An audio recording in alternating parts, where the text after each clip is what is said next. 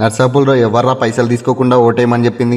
1000 రూపాయలు తీసుకుని ఓటేయండి. మహా అయితే ఏమైతుంది? నర్సాపూర్ను 5 సంవత్సరాలు అడ్డంగా దోచుకుంటారు. బీళ్లు బిర్యానీలు తిని ఓటేస్తే ఏమైతుంది? మహా అంటే జనాల సొమ్ము 5 సంవత్సరాలు అడ్డంగా దోచుకుంటారు. కులం మతం చూసి ఓటేయండి. ఏమైతుంది? మహా అంటే నర్సాపూర్ 5 సంవత్సరాల అభివృద్ధిని నాశనం చేసిన వాళ్ళు అవుతారు. ఆ ఒక్క ఓటుతో ఏమైతుంది అని నిర్లక్ష్యం చేయకు. నువ్వు వేసే ప్రతి ఒక్క ఓటు నర్సాపూర్ 5 సంవత్సరాల భవిష్యత్తు నీ చేతిలో ఆధారపడి ఉంటుంది. ఓటు వేయమని వచ్చిన వాళ్ళను గట్టిగా నిలదీయండి. నెక్స్ట్ 5 years నా కోసం ఏం చేస్తావు? నా పిల్లల భవిష్యత్తు కోసం ఏం చేస్తావు? నా వార్డు అభివృద్ధి కోసం ఏం చేస్తావు అని నిలదీయండి. విద్య, వైద్యం, తాగునీరు, ఉద్యోగం ఇవే మనకు కావాల్సిన బేసిక్ నీడ్స్. ఇవి మనకిచ్చే వాళ్ళకే దేనికి లొంగకుండా స్వేచ్ఛగా ఓటు వేద్దాం.